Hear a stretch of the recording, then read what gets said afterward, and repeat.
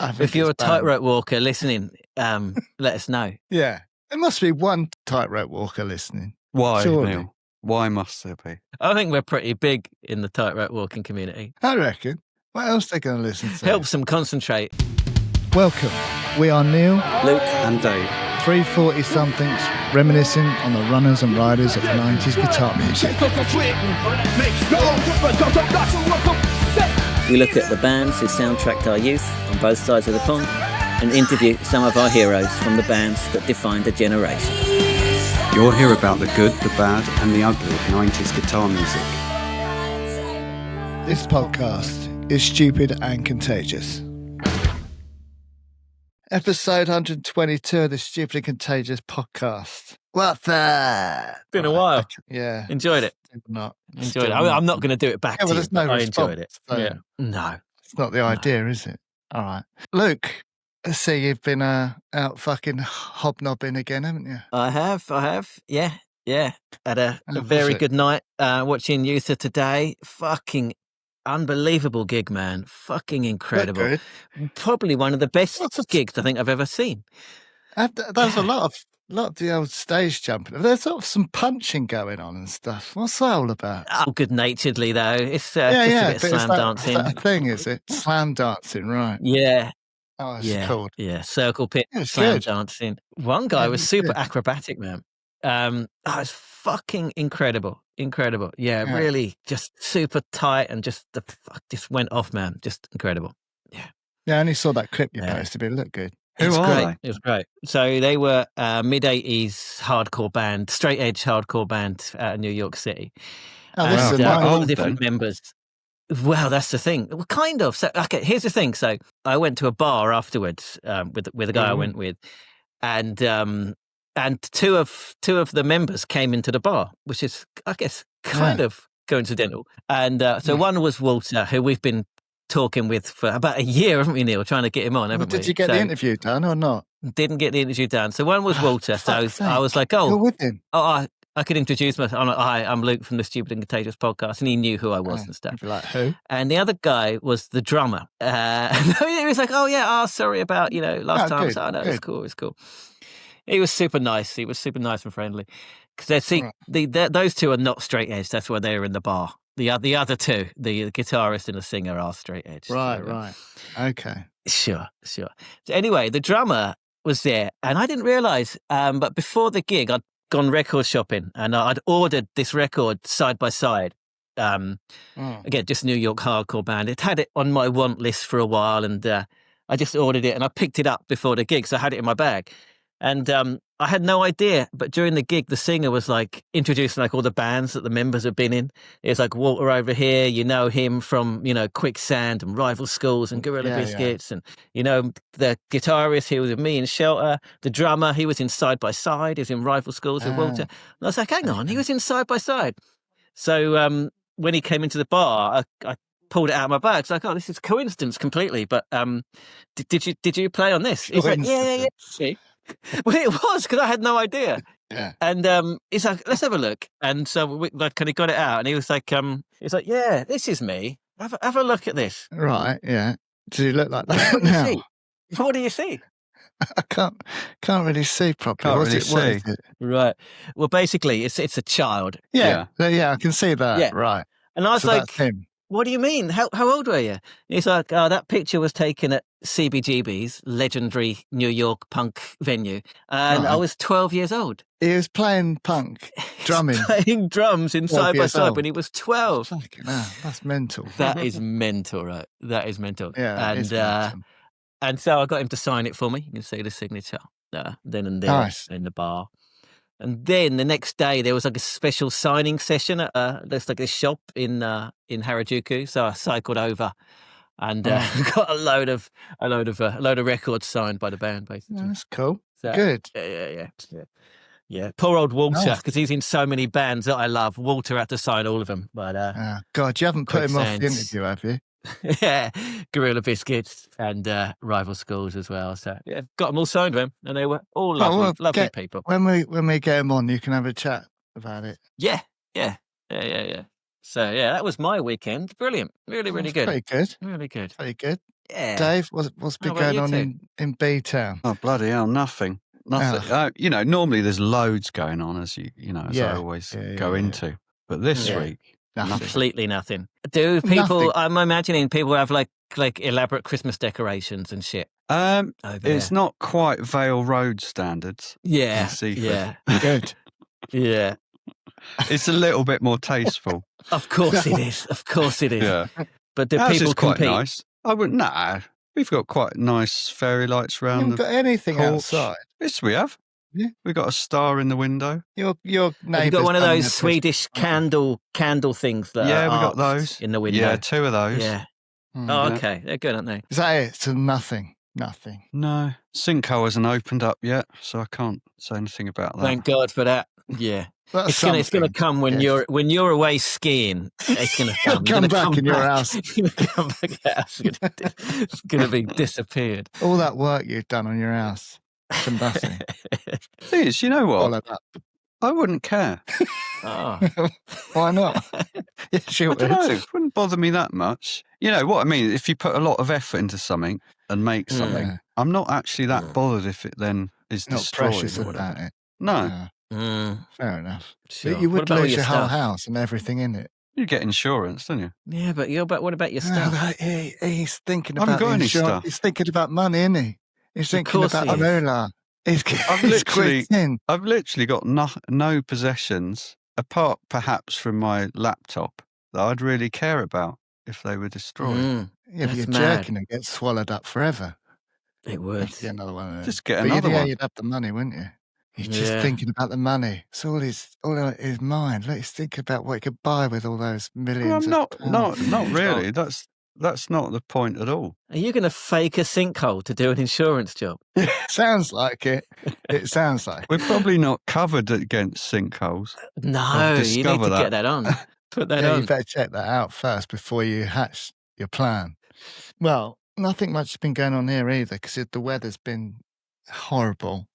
But Luke, I've got your T-shirt here. Oh, brilliant. Brilliant. Smash City Rockers. Ah, it looks great. Ah, I like the colours. I love it, man. Yeah. All right. Yeah, All Rob, right. Rob sent them to us. Oh, cheers, Rob. So Brilliant. Send it over when you send you have over to come and get it. my Stupid and Contagious t-shirt. No, you have to come and get it. I ain't posting it to you. You have to come and get it.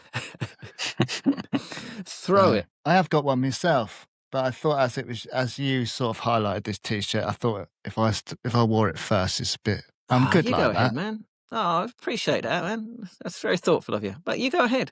Knock yourself out. Yeah, apart from that, I'm trying to think. I haven't really done much in the van because the weather's been shit. So, no. I've got one thing to say. I'm going to say it now. I'll probably say it at the end as well. But I tried to put up a post earlier in the Facebook group, but it disappeared. You have Good. to do the whole thing I again. I removed it. You removed it. You, No, I didn't. Fucker, why? I didn't. it's just gone. I don't know why. It's just Yeah, gone. Facebook's a bit temperamental at the moment. Oh, is I there have to a do the bug whole in thing it? again. So basically, Oh, I just I'll put have a out a post saying I'm going to do the end of year best albums of the year again this year. So best albums of 2025, featuring you, our lovely listeners and viewers. So if you are listening to new music and you want to talk about it, you want to come on the podcast and have a chat with me about the music you've been listening to this year, get in touch at stupidandcontagious@gmail.com and we'll set up a meeting. So I'm hoping over the next couple of weeks just interview a few people and we'll do best of 2025 Yeah, it was a hit podcast last again year. this So, year. yeah, it was good. Yeah, it was great. And I loved meeting people and chatting to people about cool new music. Got loads of great recommendations. So very I keen mean, to do let's it get- again this year. Let's get some old faces back on, but let's also get some new ones involved. Yeah. Get involved. Get some new. If you didn't participate last year, or if you're new to the podcast and you want to chat about the music that you've enjoyed this year, I do like a top 10. It doesn't have to be that formal or that structured. Just chat about music you liked is fine. But come on and we'll have a chat. Did you see my top loader post that I put up? I put up a top. I jokingly put up a top loader post. They're playing live at the Great Thatched Barn, and I've had a few comments. Andy Young has put A Night to Forget, and That's very good. Lee Wood has put, I genuinely cannot think of a band I'd like to see less. So, there we go. Oh, A Night to Forget. I'm going to use that.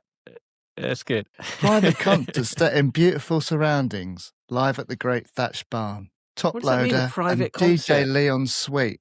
It sounds terrible. Don't know. What's a private concert? And why advertise it? Yeah, if that's it's a good private. point. What does that So mean? we can't go even if we didn't want to. Yeah. All right, so should we get into this week's podcast? We've got quite a lot to get through. If you are watching this, then please do give it a thumbs up. Get involved in the comments. Let us know your favourite tracks off the album and all that sort of stuff. And if you are listening, then please do rate and reviewing and share it with your friends. Remember, you can sponsor the podcast, Stupid and Contagious Podcast at gmail.com. If you're a band, want to get a review for your band, your record label, merch seller, anything like that, send us an email. You can sponsor the podcast. And merch. Our merch is on its way. The Stupid and Contagious tees, the generic indie tees. When I've got one, I'll show you one in the flesh. Head on over to the shop, get one of those.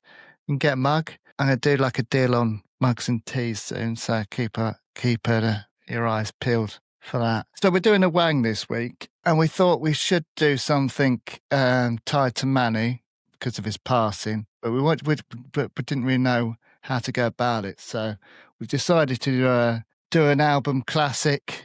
We're going to go through Second Coming. I caught you. You thought I was going to say the first one, didn't you? But I didn't. No, they didn't they? Because, one, they've read the title of the podcast already. Two, Yeah. it didn't come out in the 90s. Three, No. if they're watching on YouTube, they can see I've got a copy of it behind me. Right, yeah. But apart from that, they probably thought. Apart from that, you totally got them, I man. did. You totally I did. fucking I've got done the 'em. wrong album. Yeah. No, we're going to go Oh, through well. Second Won't Coming. matter.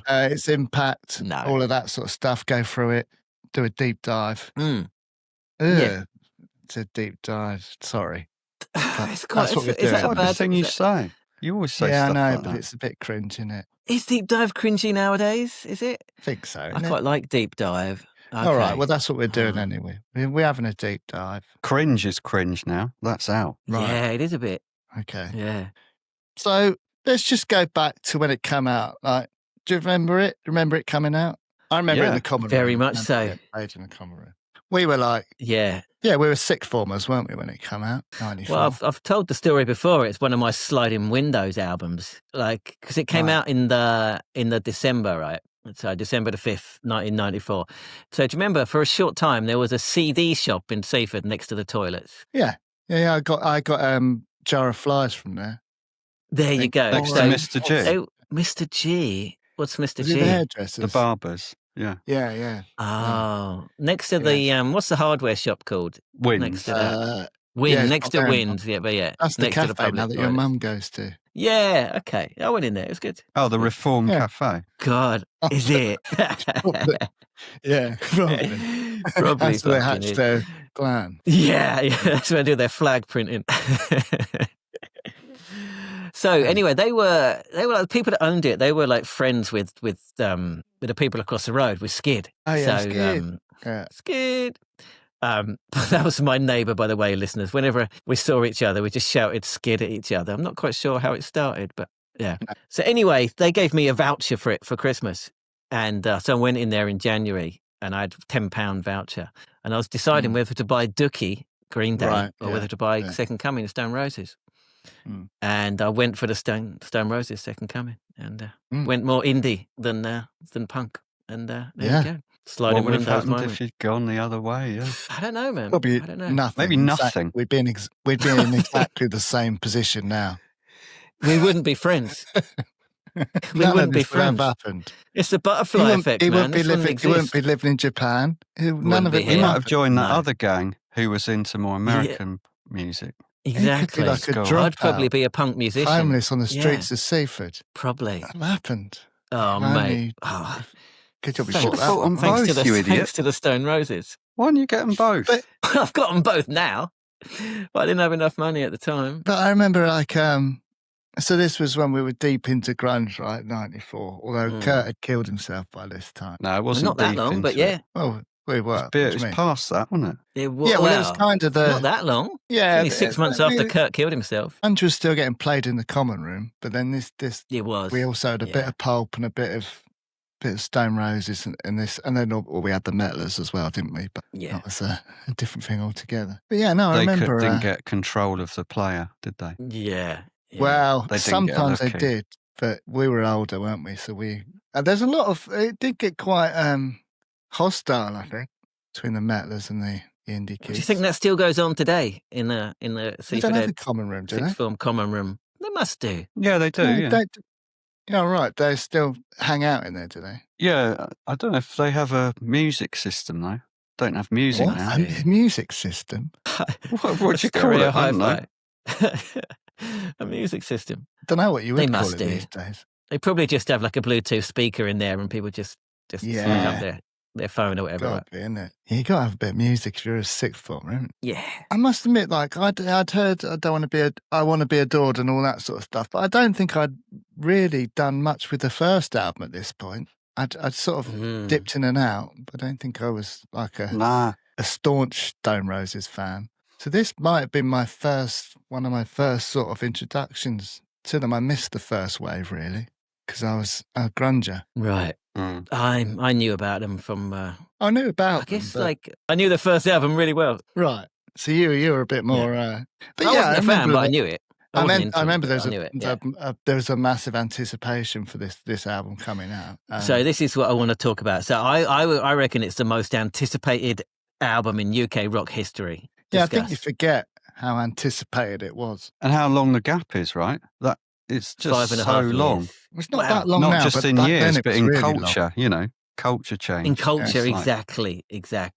Yeah. Yeah, well, massive. Yeah. And in that 5 years, like that debut album stature had only grown and grown and grown, right, in that 5 years. So it was like it reached fever pitch by the time it came out. It was And let's be honest, like it was a bit for a lot of people, it was a bit of a disappointment at the time, wasn't it? It did. It got very mixed reviews. We can talk about that later. But yeah, it got mixed reviews.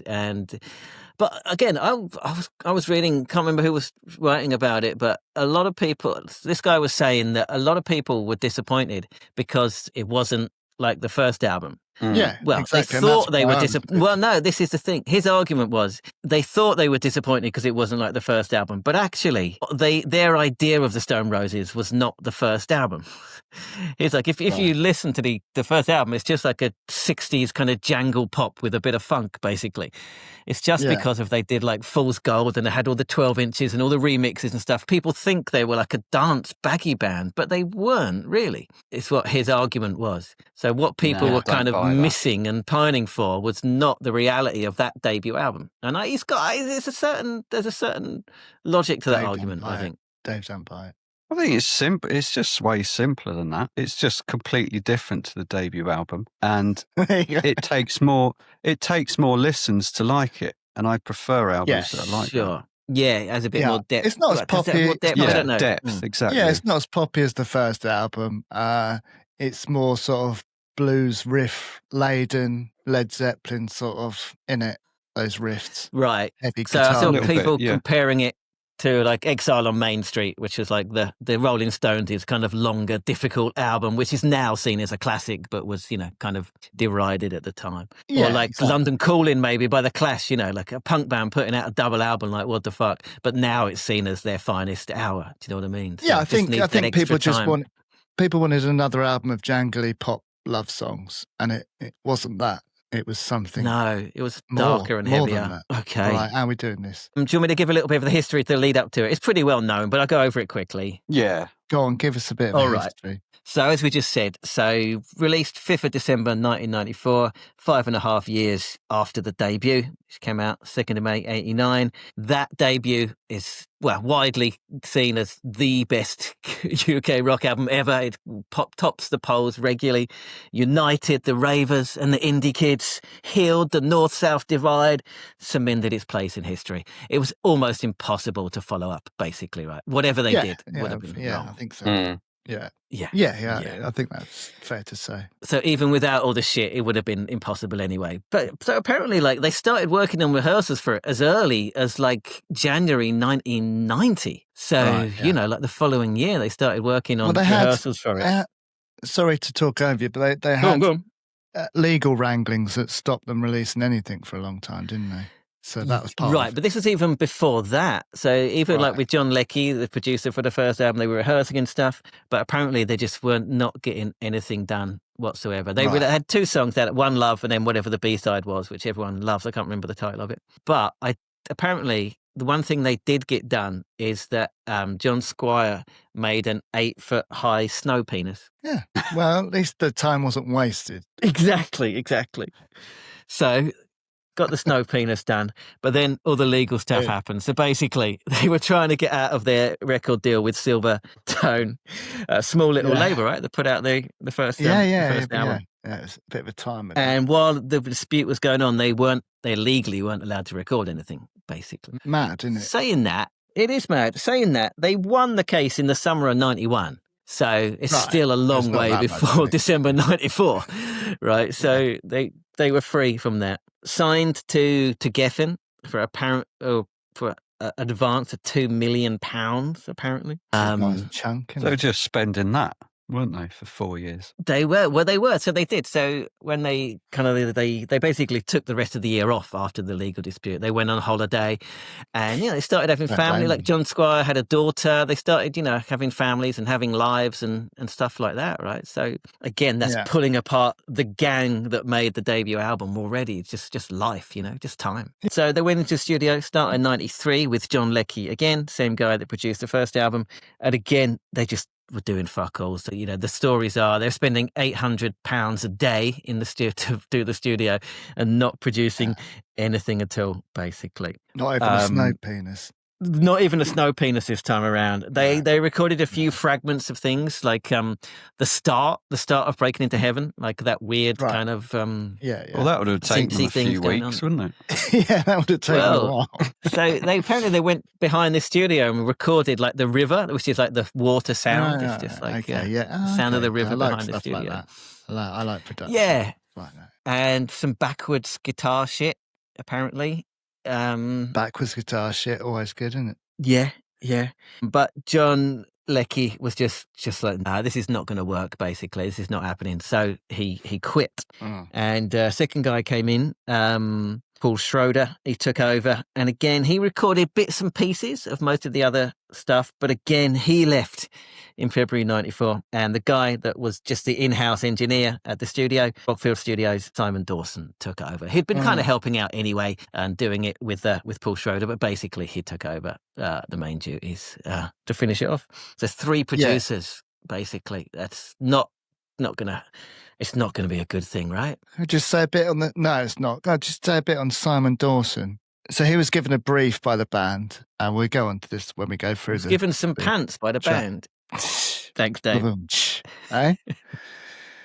wanted... the brief was simple. Make the album feel live. Played as a band. Focus on groove over perfect studio takes was his brief. There you go. There's a couple of tracks, Mick, we'll talk about it in a minute. There's a couple of tracks that really does come across, right? You get a band jamming together or all in the room together. Also, at the same time as they were doing this, Oasis were recording Definitely Maybe, just a mile away. In the studio next door, in the other studio. Yeah, across the field. So there's legendary stories of antics they got up to and, riding tractors over to the studio and to the pub and all that kind of stuff, Yeah, heady times.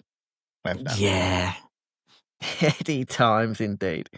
Antics. So, after 3 years, 4 years, it all started taking shape. Most of the album was written by John Squire, completely, basically. Only, so Daybreak was written by all of them. They're credited for, everyone's got credit on that. Big and You is credited to Squire and Brown. And Straight to the Man, the worst song on the album, was written just by Ian Brown. So why wasn't Ian Brown writing more? Good question. Was he too fat? Or did John Squire just not let him? I think John Squire just took it over, he was always the sort of driving force, really, wasn't he? I don't think so. I think it was like Squire and Brown for a lot of like the first album. They were like Lennon and McCartney almost. But I don't know. I think he just took it over. Yeah, actually, So I've it's got very something much a here. Squire album then. Yeah, and That if you look comes at through, doesn't it? if you look at the credits, it just says all tracks John Squire except, and it just names those three. I mean, although Simon Dawson engineered it, the production was left to the band, and I think John Squire took over that side of it. That's why it's all layered guitars and stuff, because he took over the production of the album and stuff. Simon Dawson did play synths and keyboards and stuff on it as well. So before the album came out, they released the first single, Love Spreads, came out just a few weeks before, 21st of November, 1994. I must admit, I was disappointed when I heard that. Oh, really? I thought it was great. Yeah, because you know me. It's the best song on the album. Yeah, but I like a It's ballad, brilliant. don't I? I like a ballad. It's not a ballad, so I was a bit disappointed. Oh, You'd be it's a disappointed by driving most music then. guitar track, man. Yes. It's Yeah, true. I am. Yeah, I am. Yeah. So basically, well, again, like we just said before, a heavier, much more guitar-led record with longer songs, especially the first track. So 73 minutes, basically 12 tracks, and plus a hidden track as well. Yeah, but saying that, like you're talking about when we talked about Manny, Rennie and Manny's groove is still there, man. It's still powering the whole thing. We'll talk about it when we go through but yeah, it's massive. It's a huge part of that. And that's why it's important. I think that's why we decided to do this, because we wanted to sort of talk about Manny, and this is a good way to do it, I think. Also, to add to the anticipation, they'd basically refused to do any interviews for the previous couple of years, and they just said, we're happy to talk about it once the record's out, but we're not going to do before that. And I don't know if you remember, but they gave like their first the first interview they gave to the Big Issue just before the album came out. It was like a big exclusive thing. Cool. Do you remember that? Don't really remember. No, I don't. Oh, it was a big thing at the time because they finally broke their silence after however many years, and the first interview was with the Big Issue, and they had HMV did midnight openings, so people went at midnight to buy the album and stuff, which people did in the 90s, right? Yeah, I went to. The two albums I did that for was Be Here Now. I queued up for that, and Prodigy, Fat of the Land. Fat of the Land. I did that one as well. I'm pretty sure we were with you, man. We were there. Right, yeah. So they were good, weren't they? Those midnight things. Midnight open. It's a great idea. Yeah. Yeah. It's good. It couldn't happen now, right? People just press download at midnight if they're that excited for it, right? There used to be midnight film showings as well, didn't there? Yes. I remember that's how I saw Pulp Fiction at a midnight showing. Oh, right. Yeah. Yeah. Bring midnight things back. Yeah. It's great. It's great. So it came out to very, very mixed reviews. Basically, so famously, Rolling Stone gave it 2 out of 5 stars. Very bad.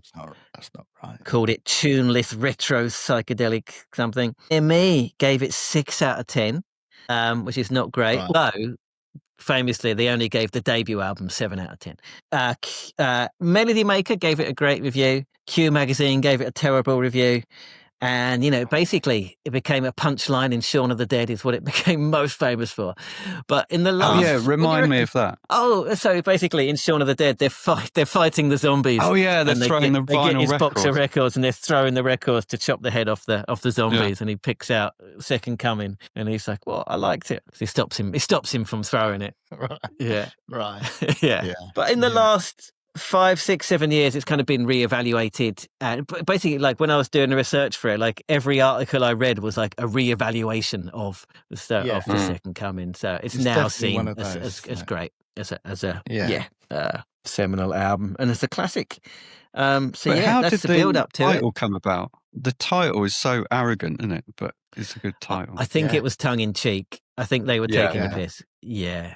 Yeah, it's good, isn't it? Because it had so much of this kind of anticipation around it. Yeah, they were taking the piss. Yeah. Although there is quite a lot of biblical kind of references in the lyrical content as well, isn't there? Like, there's definitely Love Spreads for us is the first one that comes to mind. But yeah.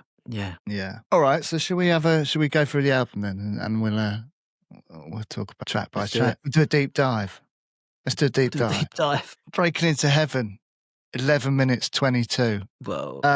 It's like being in the Rainforest Cafe, I thought, the first 5 Right, minutes. okay. That's Dave's review.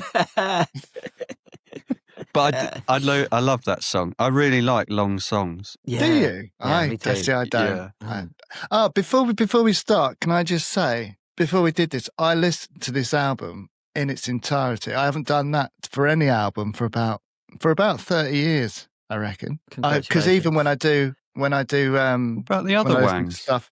Yeah, but when when the I other listen, ones, I usually, what did you do? No, I usually listen to half the song and then skip to the next one. But this, I literally had it on, played the whole thing from start to finish. And I haven't done that for about 30 years. How did it feel, man? How did it feel? It was good. It was nice. It was nice to not have to flick between. I just sort of left it going, wrote my notes as it was playing. It was good. I enjoyed it. Do it again. Yeah, I should. I got TikTok things to scroll through. Do you know what I mean? I got That's true. I'm sorry. You're right. Dogs You're right. surfing and stuff. It's more important. Sure. Yeah, so 11 minutes 22. It's not exactly a pop song, is it? It's not. But then it was never going to be. I don't think. That's a real statement of intent, isn't it? Yeah, it is. Yeah. It's like, this is a big song for a big ambitious record, and you fucking get on board or don't, basically, right? Yeah, it's got the riffs, the groove, Ian Brown's distinctive vocal. He has got a distinctive vocal, and it just sounds huge, doesn't it? It's just a huge sound, but not unique. Yes, a unique sounding vocal. Yeah, I think his vocals on this record are much better than on the first album. Oh, mate, they're Much great. rawer, all the way bluesier. through. They're much, almost raspy in places. It's good, but the sound quality is better generally, isn't it, on the album? Yeah, it's great. The production on it is fantastic. It's a big sounding record. They had a 48-track studio. They were just layering upon layer on layer, right? I wrote something really cringe. Go on. But I quite like it. I thought it was the song's saying we're back and we still sound fucking great, in case you wondered. Right, that's what I wrote. That's your notes. That's your inner dialogue. Yeah, that's why it did say that, though, didn't it? He's right. He's right, though. He's right. Yeah. It's self-indulgent, but you know, it's fucking cool, isn't it? It's a great. There's some cool fucking lyrics in there as well, man. Heaven's Gate can't hold me. I saw those suckers down. It's a great fucking line, man. That's cool. Yeah, I remember thinking, they probably are made of wood as I listened to that. I mean, the traditional view is they're kind of like iron railings, aren't they? Yeah, they didn't have metal back then. They didn't have steel back then, did they? I guess not. But they've been still there, man. Put new ones in. It's there forever. Yeah, they're wood. Definitely. Maybe the old ones were wood. They probably got like they might airport security gates these days up there, aren't they? Yeah. You just buzz yourself in. Face recognition. Right, I didn't think about that. Yeah, wooden gates of heaven. Yeah, I don't really picture that. I don't know. He did. It could be one of those kind of metal hacksaw things. Could be ice. Yeah, anyway, go on. But no, it was. I think it couldn't really have been a better intro to the album. I don't think, for people that were sort of wondering what it was going to be like. Do you think that it put a lot of people off? Did you think a lot of people were just like, after the first 4 minutes when nothing happened, they were like, oh, fuck this for Game of Soldiers. I'm going to go and listen to the first album. Yeah, I do. Yeah. And maybe it did me to a certain extent, but I'm looking at it in hindsight now. But at the time, I probably did think, I don't know if I can listen to an album of this. But I do remember thinking, fucking hell, he sounds amazing, John Squires, his riffs and stuff. I thought, because I don't know, maybe it's more prominent here than it was on the first album. But he's always been a great guitarist, though, hasn't he? Sure. Do you reckon Oasis ripped it off? Do you know what I mean? What, Breaking Into Heaven? Yeah. Don't know, did they? No. That one. I just asked the question. I'm just putting it out there. I'm just putting it out there. Fine, yeah. Fine. Right. No is the answer. All right, then we're driving south, hit by that huge one of my riff. favourites. Rock it's a very and roll, bluesy, cool as fuck riff. Yeah.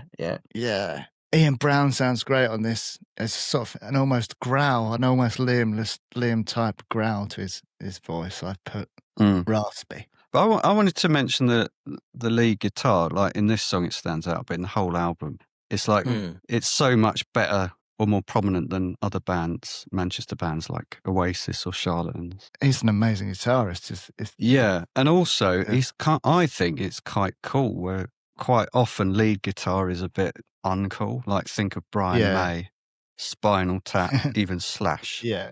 But this is like really cool sounding lead guitar, I think. It's got kind of It's got a bit of a nonchalance to it, doesn't it? Especially this track, it's got a bit of a nonchalance to it. Yeah, but I think at that time, like, it wasn't cool to be like a guitar hero if you're in an indie band. No. So do you know what I mean? You're supposed to not really try, but he really kind of put like the guitar hero back into indie, right? Yeah. Yeah, and it didn't really stay there, right?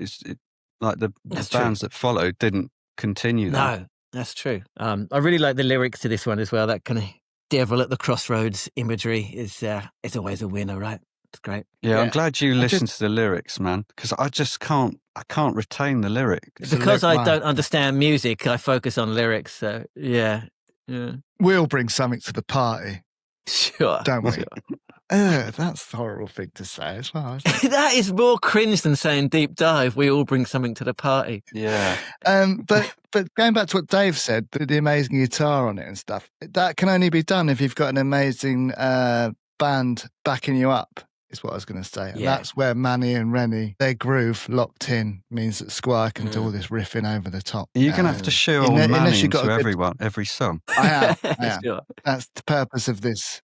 No, but it's true, though. And Rennie, obviously, if you haven't got a good drum and bass section, that really enables you to sort of play over the top. If you haven't got a decent one of those, it's more difficult to do. Yeah, but if they hadn't got one, they'd have just gone and got another one. That's not. Is there another rhythm section like those two, though? Man. Ain't that simple? Nah, it's not, is it? It really isn't, though. It's not.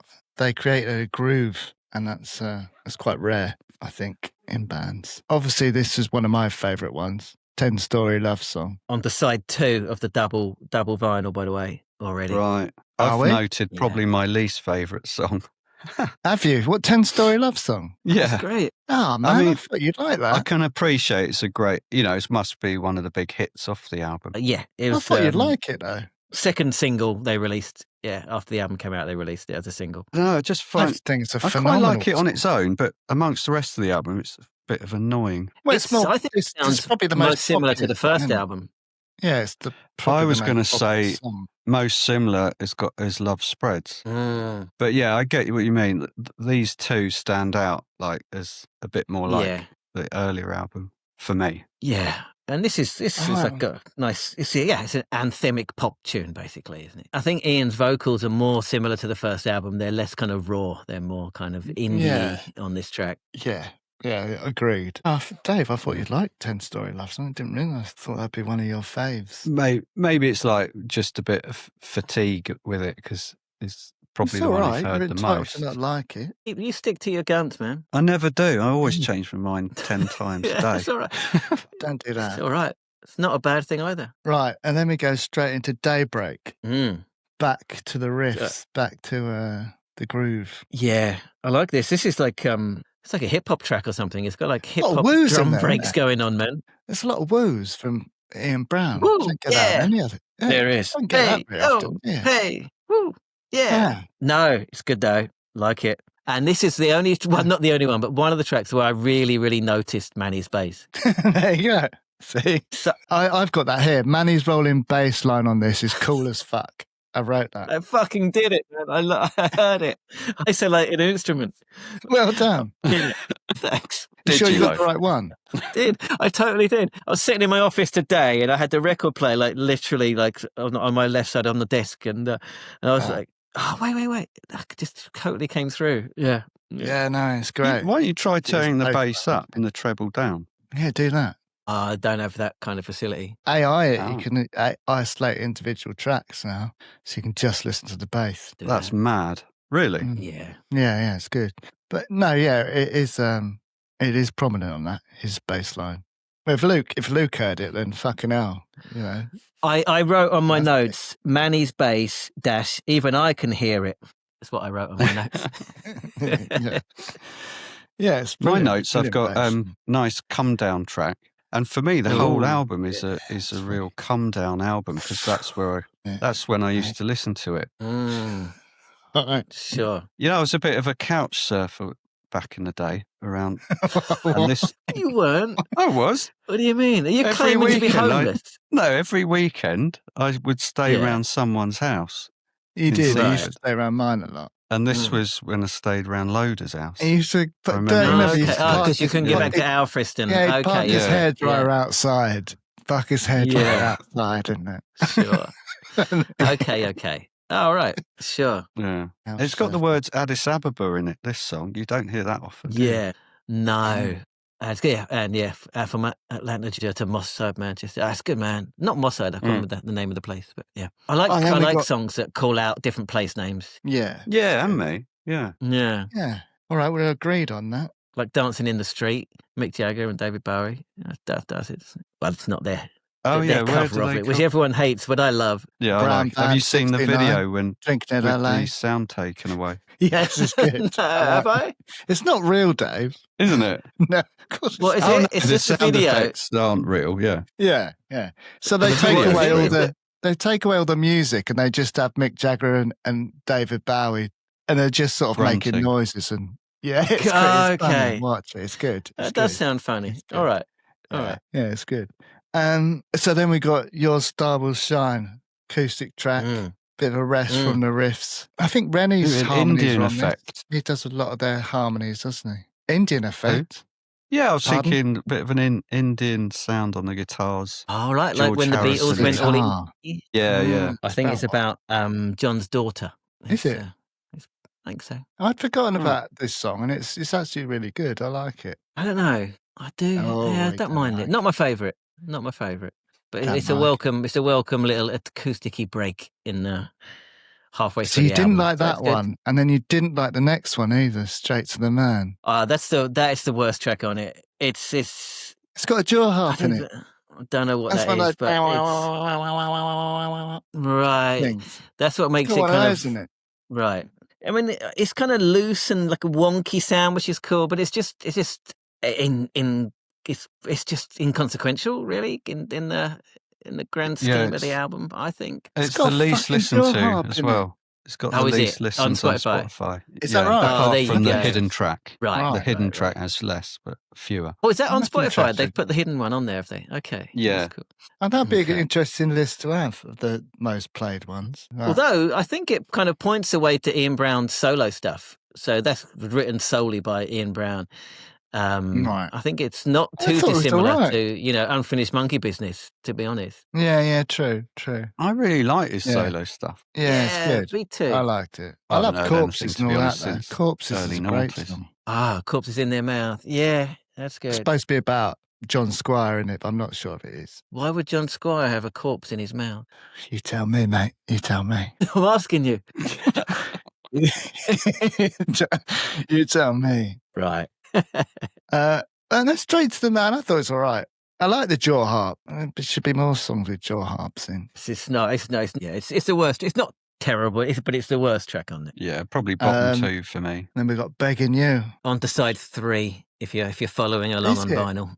Fucking hell. Mm. Already? Yes, like side 1. Side 1, Breaking into Heaven, Driving South. two That's a tracks, great man. first side. Side 2, 10-Story Love Song, Daybreak, Your Star Will Shine, and Straight to the Man it's Right. Okay. it's not bad. It's not bad, but yeah, it's probably the worst side, maybe. But go on, anyway. Go on. But Begging You Vinyl's is- really it's a poor huge- technology, isn't it?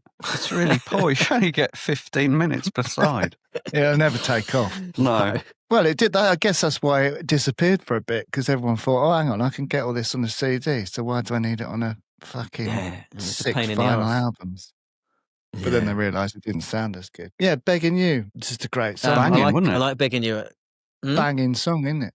Banging track. Yeah, it's more dancey than anything, even Yeah. off the first album. I think, going by my theory that Fool's I've Gold's the read- only kind of dancey thing they did. But go on. Yeah, so I've written it's impossible not to nod along to this. Try it. If you're listening, try it. It's impossible not to nod along It's to impossible. I There you just go. had in There you my go. head, Ian Baker, Jesus Jones, we had on. Watching Yeah. him Yeah. the other week at Shine On, he was like jumping around like He's mental great on the stage, isn't lunatic. he? He's, And I yeah, just he thought gets- of him when I listened to this song. He kind Right, of gets possessed on stage. He's all over the stage in a trance, like stage. Huh. It's Hope good. he's okay. No, he's fine. He's just getting into it. Okay, so not okay. Yeah, Begging You's a cool track, man. Loads of sampled loops and again backwards guitar on there. And just apparently also it's got I tried to listen, I couldn't hear it though. It's got a like message the to sample. the devil to kill yourself. Yeah.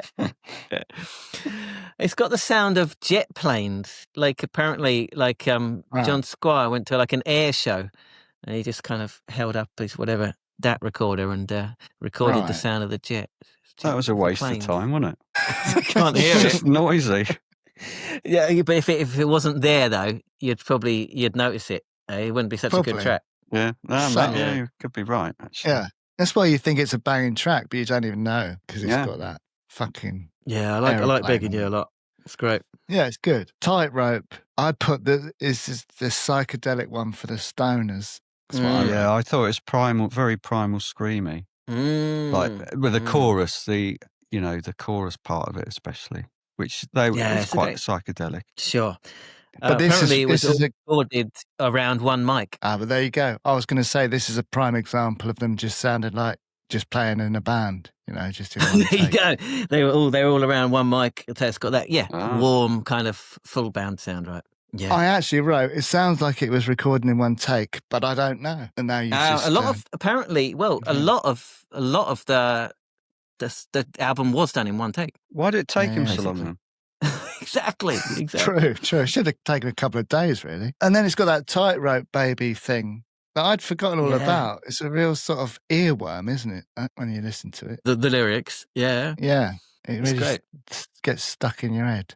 It's only Would you walk a tightrope? We talked about this last week, didn't we? I've got vertigo, haven't I? I've got vertigo. No, you haven't. Dave, would you walk a tightrope? I would if it was like 10 centimetres high. You get tightrope walkers. You're probably not allowed to do it because of health and safety anymore, are you? Of course you are. I haven't banned tightrope walking, have they? You're not a fucking Bros claiming they've banned conkers. No, you'd have to wear like a safety harness, but they used to literally do it with there's footage of people like falling off them and just dying. It's the same. They haven't banned tightrope. You can't, Yeah, and they've banned You Christmas couldn't open like a theme park and then have a tightrope and let your customers walk across it. That's not allowed. But if you as an individual want to do tightroping, you can. Yeah. You can. I'm pretty sure. Get involved in the comments if you know the answer. If you're a tightrope walker listening, let us know. Yeah. There must be one tightrope walker listening. Why, surely. Neil? Why must there be? I think we must have reached tightrope walkers. I think we're pretty big in the tightrope walking community. I reckon. What else are they going to listen to? Helps them concentrate. Listening to the podcast helps them concentrate. That's what I've heard. We should shout. At periods to sort of don't look down. Come off. Anyway, I think we've digressed a little bit. No, the last thing I wrote on that one is I think like Gomez might have stolen a lot from that song. They sound a bit like that, don't they? Huh. Interesting. But it's probably a rubbish comment to make. So we'll move on. Keep it in, man. Keep it. I don't hear it myself, but you keep that in. And like, I'm only silent because I don't really know what Gomez sound like. They sound like that. So it might be a brilliant comment, but I'm too ignorant to they sound like that. Reply to you. You poo-pooed my "do you know what I mean" comparison, so I'm going to strike down your Gomez claim. Fair enough. All right. No, I'm not that petty. I honestly can't hear it. But if again, get involved in the comments, man. I don't understand music, so I'm sure it's just me. Good times. Just thought I'd say that. Good times. Yeah. Oh man, thanks, dude. Struggling to say much about that one.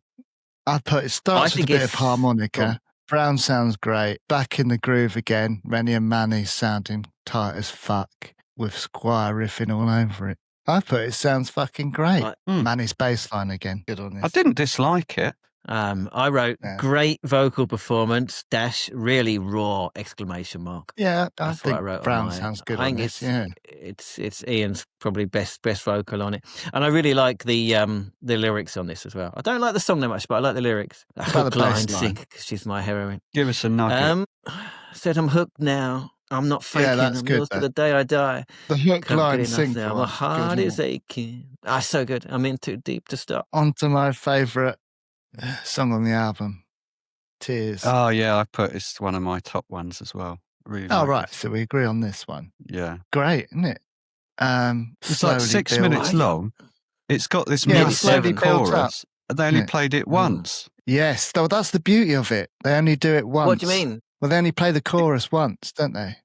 apart from a little reprise at the end. Yeah, I find myself constantly rewinding this song just so I can keep playing it.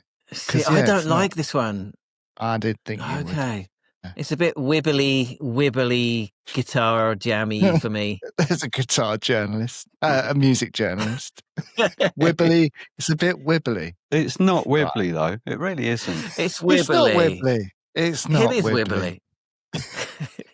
Too wibbly for me, anyway. Fair enough. Too wibbly for Luke. But it's an epic soaring love song. What do you want? Is it? Yes. Unless wibble. I don't think it is too wibbly, but, each their own. Okay. Yeah, I've got quite a low tolerance for wibble, to be fair. So it's probably me. I just think not just his electric guitar, but the old Squire's acoustic on this he's just a phenomenal player, isn't he? It really comes out in this song, I think. Yeah, there's a massive solo, lead guitar solo. Yeah. I can't believe you think it's too wibbly. He's just wrong. Sometimes he gets it wrong. Sometimes he's wrong. If you think it's wibbly. Sometimes I'm wrong. I mean, occasionally. Wibbly or not wibbly, comment below. Sure. I'm happy to be. If the group consensus is I'm wrong, then I'll accept that. All right, okay. As will me and Dave, we'll go with the No, majority. I will never accept it. Oh, okay. How do you sleep? Usually just kind of lie down. I usually have I put on like a podcast and I set it to like 15 minutes, so it kind of it stops itself after 15 minutes. Dave, how do you sleep? Do it. Well, what I always want to do is read a bit of my book first, but I do that too. Having a go on Word Feud first instead. And then I'm too tired for the book. Oh man, I got Wordle. I got 4 letters in my first try at Wordle today. Ah. I got the final 4 letters in my first try. And then you got it in the next one. And then I got it in the next one. And I always do a different first you word. You two playing Pretty amazing, Wordle and stuff. I'm on TikTok, yeah. I'm watching some good stuff on TikTok. Now I go to sleep watching documentaries and falling asleep to that and then waking up. That's all right. Yeah. See, I have music and then read a book until I get tired. And then I turn the light off and put on a podcast for 15 minutes to help me get to sleep. Have you got a teddy? No, have you? No. You have. Dave has definitely got a teddy. I have, but don't laugh because I've got one because it's something that Lottie owned. I go to sleep with that. I thought you were going to say it's for medical reasons. No. So I have got a teddy. Okay. That's fair. That is I like fair. it. But it's disgusting. I recommend it. No, I recommend it. Try it. Get a teddy. Well, you don't need to because you've got your lady wife. But it's nice to cuddle up to something. Little teddy bear. It's nice. Get a teddy. You heard it here first. Neil's bringing back adult teddies. You could have a mannequin instead. It's more lifelike. Oh, get like That'd be those. Weird though, wouldn't it? Get a waifu. A what? What's that? It's what Is it a wife weebs robot? that are No, it's Like what a like sex white toy? guys that are obsessed with like Asian girls buy. It's like a big big pillow. It's like a big long pillow basically with the image of like a cartoon image of a woman. Does it have a hole in it? No, fortunately. Fortunately. They're I mean, there are different, those as well. Yeah, that's a different thing. You can buy that if you want. But a wife who doesn't have one. Yeah, but anyway, how do you sleep? Nice little ditty. I put little ditty. Nice and poppy. Yeah. Yeah. Yeah. But dark lyrics, man. Apparently it's about like government sending young people to die in war and stuff and how that's so fucked up. Right. Kind of Right. Yeah. The angel of death knocking at your door. It's all that kind of dark imagery going on. I think that's another one that was just that sounds like it's just a band playing in a room. I don't know if it was recorded in a similar way, but that's what it sounds like. Again, I found this one seems kind of closer to the first album than a lot of the other tracks on the record. Right. Yeah. That's fair. Dave, anything? Yeah, this is one of the weakest for me. I've put it was a bit boring. But I hadn't really listened to the lyrics, so that gives it another dimension I should listen back to. But for me also, the placement of the song is obviously, it seemed deliberate, something a little bit taking you right down before the last huge song coming on. Sure, which builds up and up and up, doesn't it? Love Spreads. Yeah. Okay, so that brings us on to Love Spreads. Huge riff, slide guitar, squaring element. Detuned his guitar for that opening riff, which is why it sounds like that. Brilliant. But it's the album sort of ends as it started, doesn't it? It's like overblown. We're good. What about it? This is funny though, this song. If you'd have played me this song before, I would have sworn this was on the first album. Right. I was really surprised that it was on this album. You're wrong now. Yeah, I'm wrong. I think it's they released it as the first single, right? That's interesting though, because they released it as the first single, so they obviously intended it to be like a bridge between the two albums, maybe. So it's interesting that you say that. And going back to, because I said when it came out, I wasn't a massive fan. I'm a fan. I like it now. And I like the whole album now. In retrospect, it's a great album. It's just at the time when that came out, it wasn't I Want to Be Adored. And I thought, new Stone Roses. It's just a great song, Love Spreads. Apparently they all three producers had a go at it, basically. So they tried it with John. They could have tried it with the second guy, Paul Schroeder. And they finally just scrapped everything and started again. But the really interesting. What does it mean? What does it mean? Love Spreads. The Messiah is my sister. Well, his sister's the Messiah. Just sounds good. Again, you've got that kind of biblical imagery again. I guess, yeah. Or maybe it's being a bit, also a bit feminist. Like, is it? The Messiah is my sister. Ain't no king man, she's my queen. Deep into this now. Yeah. Okay. I mean, that's I mean, if so, that's great. What I found weird about this song, right, is it just finishes really abruptly. Like you'd think that the album would tail out like it tailed in with like loads of sort of weird shit going on and stuff, but it just stops. And that's the album done. Not quite. Or is it? Not or quite. Is it? Or is it? So the hidden track, which I haven't heard since back in the day, I didn't know it was on Spotify, and it's not on the vinyl, so I don't know. It's so hidden that I forgot. It's so just them pissing about it. for a few minutes, isn't it? It's not even a track, is it? Yeah. And I was writing because to me it's a real come down album. This is the track. It's really coming down to this album. Like you've probably fallen asleep by now. Yeah. And it's just waking you up. You're talking from experience, aren't you? Yeah, so this one wakes you up, and then you realise you've actually got to turn all the lights off and go to bed properly. Right. I think that's why it's on there. It's deliberate. That's good. That's Joyce telling you to turn that bloody light off. Joyce wasn't there, man. Whoever's pad he's crashing at because he's such a he was maverick. a serial surfer at this time, wasn't he? Sofa surfer. So there we go. That's the whole album. See you later. I just say one thing about it, which is totally unrelated. But I read, I was reading because I was like researching stuff. I read an interview with the Los Angeles Times that they did at the time. So it's from like 95, basically, when they started doing press again, just after it came out. And so it's like and then just at the end of the article, it said to hear a sample from the new album, call, and it gave a phone number. Really? Oh, they used to do that sort of thing, though. Was that a thing? So you could phone the number and you could get a listen to a sample of the $5 a minute. Yeah, they used to do stuff like that. I remember. Yeah, they did. They did used to do stuff like that. Yeah, you could phone up and have a listen. It's weird, isn't it? Think about that now. Yeah, this was only 95. It wasn't like in ancient history. Oh, I forgot to mention there's one song. One of the songs on the album, it's got like the tone where you used to phone from a public phone box with a little, when you used to type in a number, it used to make that tone. One of the songs has got that on it, but I can't remember which one it is. I was listening to a song the other day. I can't remember which band it was. Maybe like Slime City, maybe like a Scottish band. Halfway through the song, he had like the sound of like the Bluetooth speaker going off. Right, yeah. You know, it's like when it runs out of power. It really caught me off guard.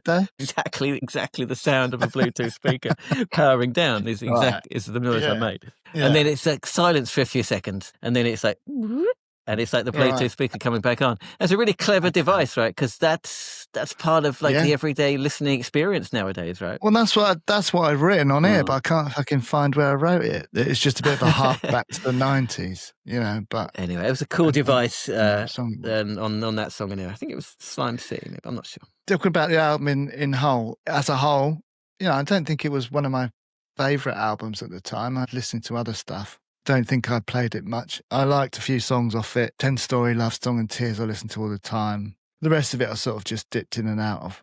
But listening back to it this morning and in hindsight, it's a fantastic album. It's brilliant. Are we going to choose our favourite tracks? Do we need to do one each? Do we need, or do we need more? Yeah, let's do that quickly. 2 each. 2 each. All right, top 2. Classic top 2. All right, well, my 3? Top 2 is 10. No, 10 each.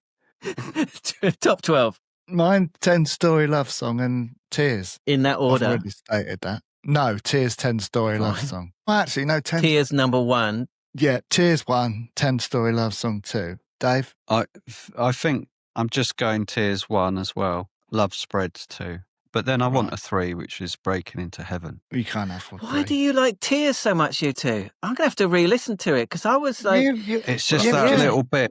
There's a bit, it just really Luke finds kicks it too off. wibbly. Okay. I'll go... We're a bit more mainstream than you, aren't we? Me and Dave like a bit more sort of, music for the masses. Tuneful stuff. Yeah, you just go for the more obscure shit, so you wouldn't like it. I'll go Love Spreads 3, Begging You 2, Breaking Into Heaven Hang 1. on. We're doing 2, not 3. Dave had 3. So We went 3. Well, I need Loser. to do a third now. It's too late. As an album as a whole, what do we think? Oh. I've already said my bit. Dave? Compared to what? No, just What, as, do you want as Other that- albums. Stars? You give it Stars by stars. if Simply you- Red. Yeah, no, give it stars out of 5. Give I it think Karen I'd give it Cave. 5. I'll give it 5. 5 definitely. stars. 5 stars Yeah. from 5 Dave. stars. Bloody I hell. think I would give it 5 stars.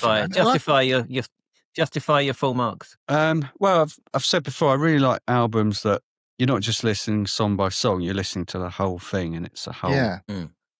You just enjoy having it on in the background and stuff. And I enjoy it's having just it off. great in the background. Yeah. Yeah, it's one of those for me. I'm gonna give it 4 or 3.5, maybe 3.5 or 4. I'll give it 4 then. I'll give it 4. I thought everyone was going to give it 5, so I went for 5. I'm not. I'll go 4 then. I mean, straight to the man. Surely is we rubbish. shouldn't Start even again. be. We shouldn't we even be start again? wasting an episode on something that's not 5 stars, should we? Yeah. Yes, we should. Well, Because we're we're celebrating the life of Manny, and we're diving just into gave an him interesting 3 album stars. of the 90s. You go I up didn't. I said celebration. 3.5 whatsoever. or 4. You might as well have told him he was shit. I think I'll give it 4 stars. Fucking and I think that's the better. first album is a 5-star album. I think this is not quite as good as the first album.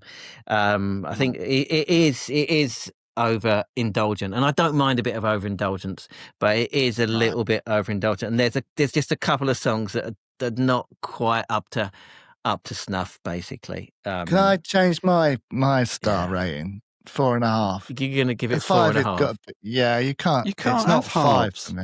You can't cut a star in half. All right, it's 4 You then. can. Because I think it's a great album, but it's not one that I listen to all the time. So Should do I you don't- bet? Yeah, you I'm should do that. confused. I'm not sure. I don't know what I'm doing anymore. But it's clearly a 5-star album, right? Get involved in the comments. Give it a star rating. Dave's 5. No halves allowed.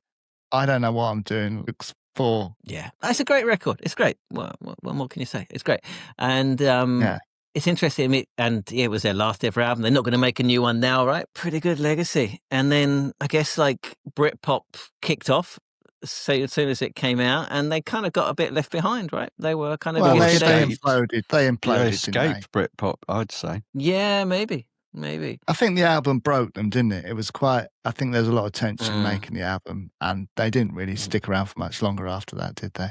Before they sort of No. self-imploded. Yeah, which paved the way for Pulp to take their place at Glastonbury and that legendary performance. So There you go, and made them. Yeah, and then John Squire had the Seahorses, and again, all some kind of things happened, right? It's probably best that they bowed out when they did, maybe. well, and the reunion was a huge success, so that was good. Yeah, I didn't. go, but- They had a couple of new songs out of that, didn't they? At the Yeah, they reunion, did. but Yeah, not they a full used album, a I few think. new songs. But yeah, they did have a couple of songs. When was that? Was it 2014 or something? 2013 or something? Something 2014. like that. They did it for a Yeah. few years, didn't they? They toured. Did Yeah, a few tours. yeah. But yeah, R.I.P. Manny. You don't get many bands like that, do you? So there you go. No. And Primal Scream, of course, the work he did there. What a life. What a life lived. All right, that's it for this one. Give us, if you're watching, give it a thumbs up. Get involved in the comments. Give us a star rating and all that stuff. Get Give involved us in the 5. comments. Give us 5 Not stars. us a star rating. Don't do that. We don't want to know. Oh no, do. Oh, I thought you meant the podcast. Well, you can. All right, give podcast and the album. Do Yeah. both.